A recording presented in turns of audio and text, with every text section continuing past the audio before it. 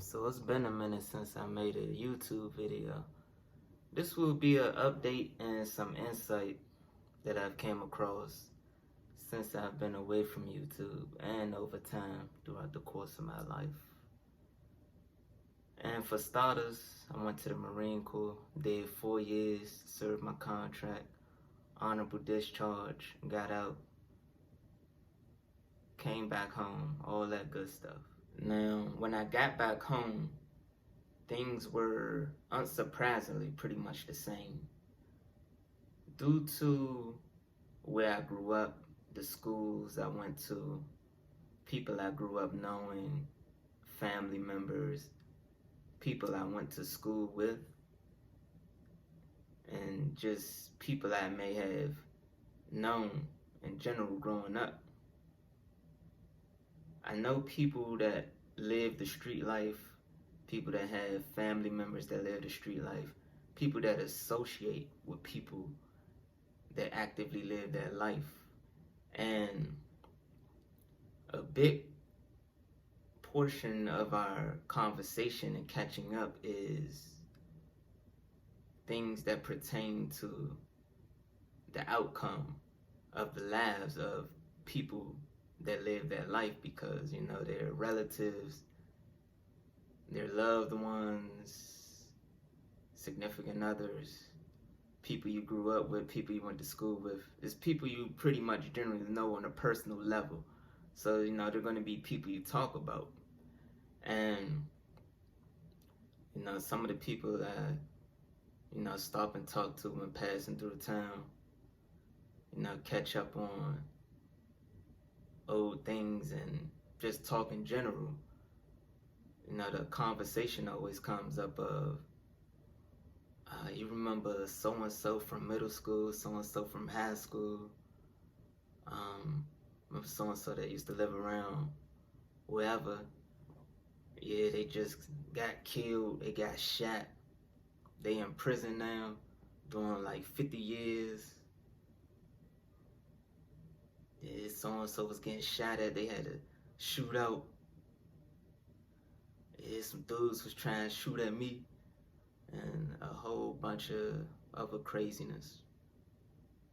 And I personally know a lot of people that were brutally murdered over the years that I grew up with and that I knew. And as you would imagine, living in an environment like that and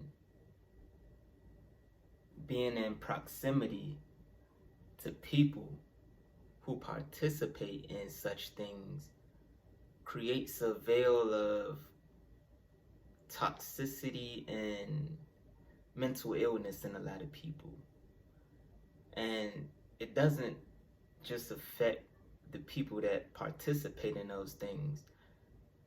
Like if you live in that type of environment, you've probably been in a situation where you heard the shootouts and they're shooting rifles and machine guns, and someone gets gunned down, and you hear their mother or their sister, their aunt, their niece, their wife, their girlfriend, whoever come out just wailing and screaming as they find them.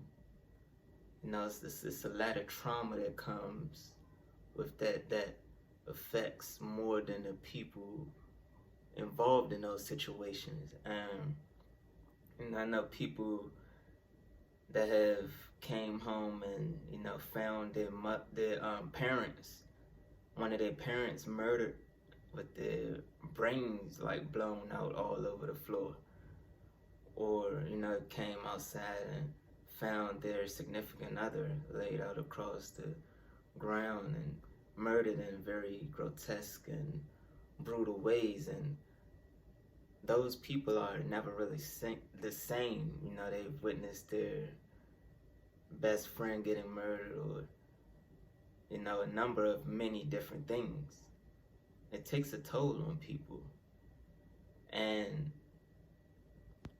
even people on the outside looking in, that may live in a community, they look at what people do that live that street life, and they get upset, and it changes their mood. They're starting to be in bad health and poor condition because they're getting stressed out about what somebody else does.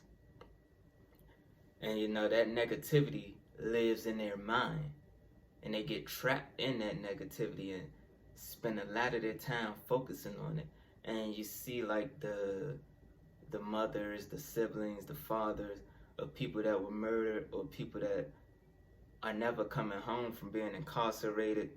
They start to age, like when children get murdered, some of their parents look like 10 years older the next time you see them. Like they done aged overnight, like over a week, they done grew 10 years older. Like literally you could see it on their face. And they start to drink a lot, get heart conditions, gain a lot of weight, start to have a lot of issues, unable to focus and function like they normally would. And it takes a huge toll on them. And, they might not even be participating in that lifestyle, but just because their family member is, or their loved one is, it takes a huge toll on them and destroys them mentally and physically. And a lot of people are unable to, recuperate from that, because it's something that just lives in their mind, especially if you've witnessed, something horrible happen to one of your loved ones, And, it's not just them that have those issues. The people that actively live that lifestyle, if you sit down and talk to them, one-on-one, you really see how it affects them. Because, a lot of people that may be in the street lifestyle, whatever, if you observe them, they, involved in a lot of drama and a lot of beefs. They gotta be talking to somebody, they gotta go to a party. Well, for the more outgoing ones, and they gotta be, talking to somebody, they gotta be moving around, they gotta be doing something, they gotta be hanging out with somebody. Because when they're sitting alone with themselves and you talk to them, they'll do the rah-rah talk for a while and talk about some hardcore stuff and everything. But you spend about 20 minutes talking to them, you start to see like a soulless look in their eyes, and you really see the despair and the void inside them as they start to talk about their life. And you see the misery and the pain and the suffering that they're really going through when they're not surrounded by their friends, and they don't have a large group of people to talk to. They don't have drama to preoccupy their mind. They're like really suffering, and if you look into their eyes, it's like soulless, and they're fighting to hold back tears. And this is the people you will see on TV and on the news, or they make movies about doing craziness and like doing all the crazy stuff. You're like, wow, look at that mother, that's some crazy shit. That's the type of people, that I'm talking about. You sit down and really talk to them, like, it's a huge chunk of them that's gone. And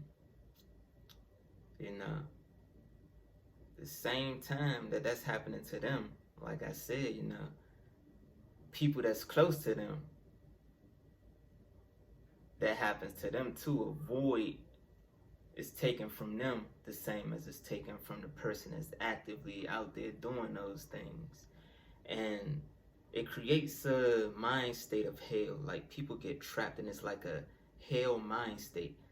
It's a lot of mental illness. You see people that have like PTSD and a lot of other mental illnesses, and it shows itself in the form of them, being impulsive, having mood swings, and having moments where they have like violent impulses and can't control their anger at times and have outbursts, and like they like all over the place. And also it becomes suicidal. Like they start beefing with people and daring them to kill them and taunting people that they really know will take their life because they're actually suicidal. And actually, I've seen that in the Marine Corps too. I talked to some of the people that were in the infantry. They they at one moment you talking to them, they like all gung ho, hoorah, Marine Corps, whoop de woo woo woo woo, and all that good stuff. But you sit there and talk to them for a while, and then they get that soulless look in their eyes, and they're fighting back tears, and they talking about how they wanted to kill themselves, and they attempted to blow their head off or jump off a bridge or overdose, and many different things. And you start to really see just how much misery they're really in when they don't have distractions.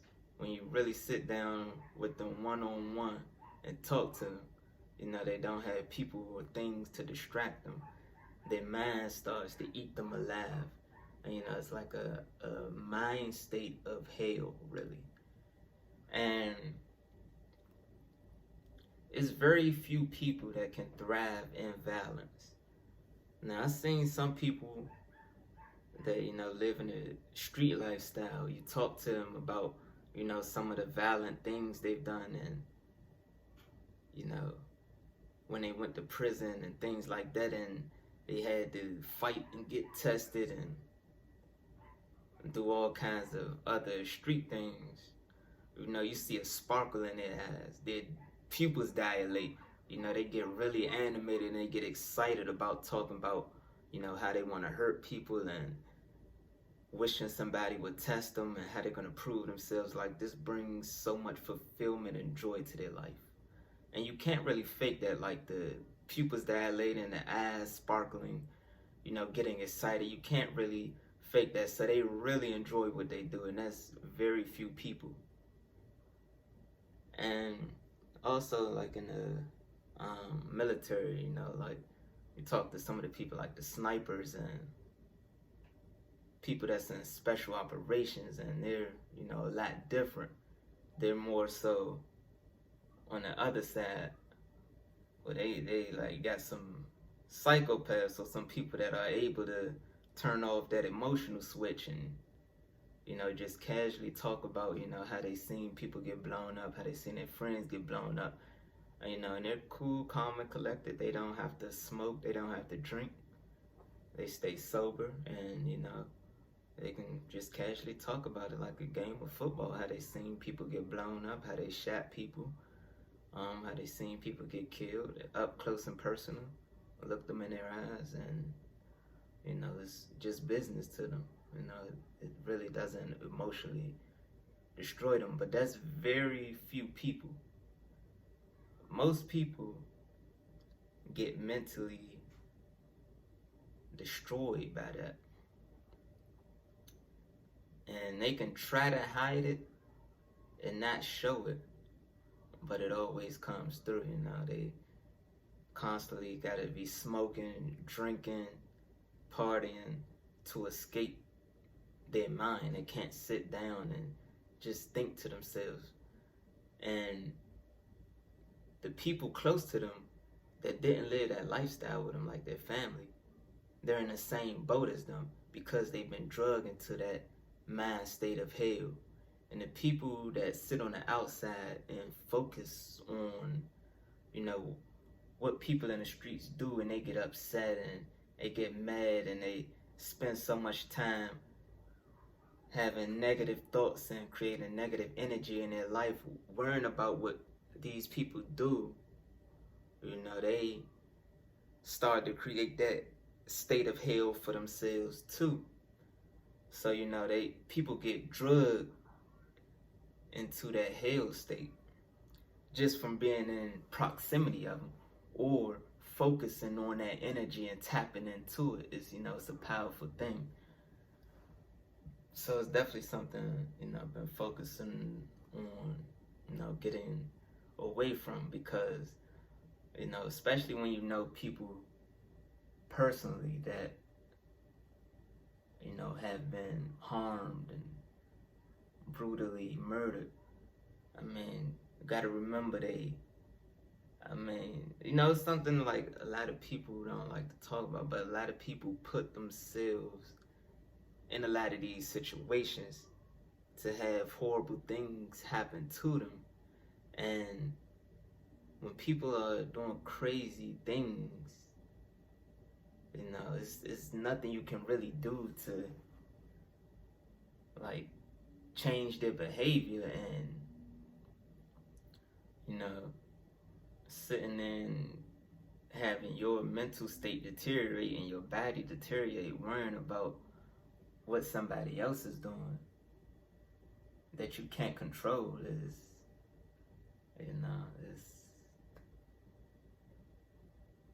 it's a horrible thing to do, but a lot of people fall into that trap, and understandably so. But it's definitely something that, you really want to escape from getting, your mind and your well-being involved in. And a lot of people can't do that, so they get trapped in that hell state right along with the people that are actively participating in it. And the big takeaway from that would be that you can't let other people's actions and the things that they do in their life, drag you into their lower state of being in hell, and you destroying yourself because of someone else's actions. And things must be done, and change must be made, but it's gotta come from a place of sound mind and tactical precision, instead of being emotional and reactive and having your mental health deteriorate due to the stimulus of the world around you, and lowering your health and your well-being and your vibration because of the forces that surround you. And now I moved out of that environment. I moved to a pretty quiet, nice area where nothing really happens. It's just quiet outside, and I just focus on paying off my mortgage, investing in the stock market, eating healthy, vegan lifestyle, working out, staying healthy, having a good, strong mindset and a sane mind, and being just overall healthy and away from the negativity. I go and visit family and everything, but pretty much stay away from that environment and all the negativity, because just focusing on it and having negative energy doesn't really help unless you're going to make that positive change. So I just focus on the positive and ways to make the world around me more productive and better,